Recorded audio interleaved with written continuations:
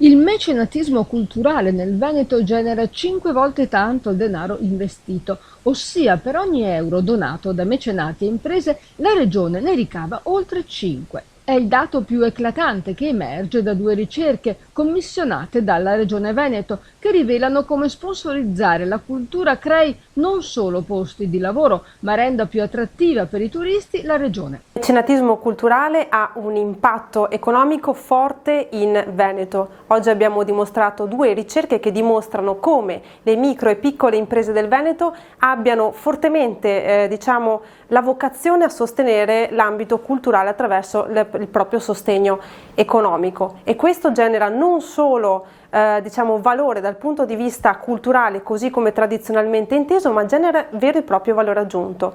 Il comparto della cultura in Veneto infatti cuba circa oltre 9 miliardi di euro e occupa 146 mila addetti. Dalle ricerche emerge che tra le imprese venete più generose spiccano quelle piccole, che sono il 35% del gruppo di mecenati e sono distribuite soprattutto nel Veronese e nel Vicentino.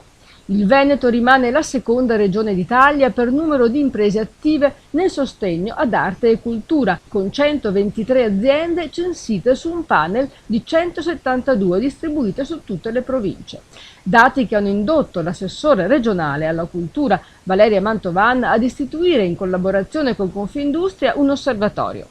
È per questo che abbiamo accolto con particolare entusiasmo la proposta di Confindustria Veneto, che ha proposto l'istituzione di un osservatorio permanente in collaborazione con la Regione proprio per tracciare e monitorare queste attività, quindi non solo gli investimenti che i privati fanno, le donazioni che fanno i privati in ambito culturale, ma il ritorno che queste donazioni, questo supporto ha per la Regione del Veneto. Sappiamo anche da questo studio che la Regione del Veneto risulta essere la seconda a livello nazionale per mecenatismo dei propri imprenditori.